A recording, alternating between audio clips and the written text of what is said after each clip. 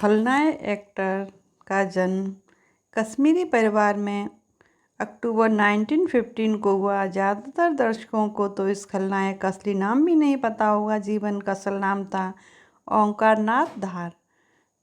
50 के दशक की आने वाली कई फिल्मों में जीवन ने नारद मुनि की भूमिका निभाई थी और फिर 1960 आते आते जीवन ने खलनायकी में अपने कदम रखे और साल 1970 में आई फिल्म अकबर अकबर एंथोनी में जीवन ने पहली बार अमिताभ बच्चन के साथ काम किया और इस फिल्म में जीवन ने रॉबर्ट डैनी और अल्बर्ट डैनी के नाम से दोहरी भूमिका निभाई।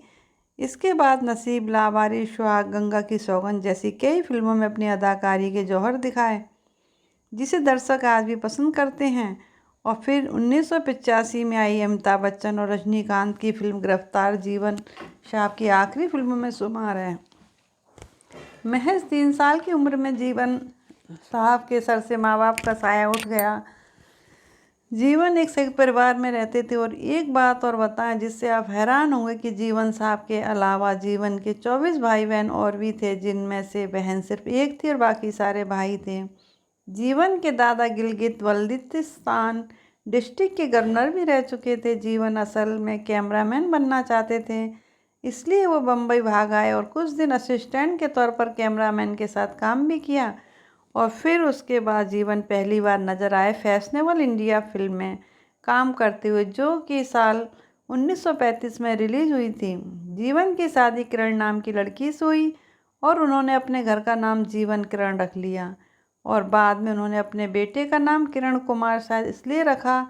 असल में उनके 2 बेटे थे, एक थे किरण कुमार और दूसरे का नाम भूषण कुमार रखा। दोनों ही हिंदी फिल्म इंडस्ट्री में अच्छा काम कर रहे हैं।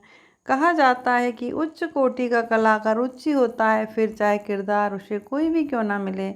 50 के दशक से पहले ज़्यादातर फिल्में धार्मिक ही होती थीं, तो एक बार जीवन को नारद की भूमिका क्या मिली और वे उन पर इतनी फिट बैठी कि ज़्यादातर निर्देशक उन्हें नारद के रोल में ही कास्ट करने लगे।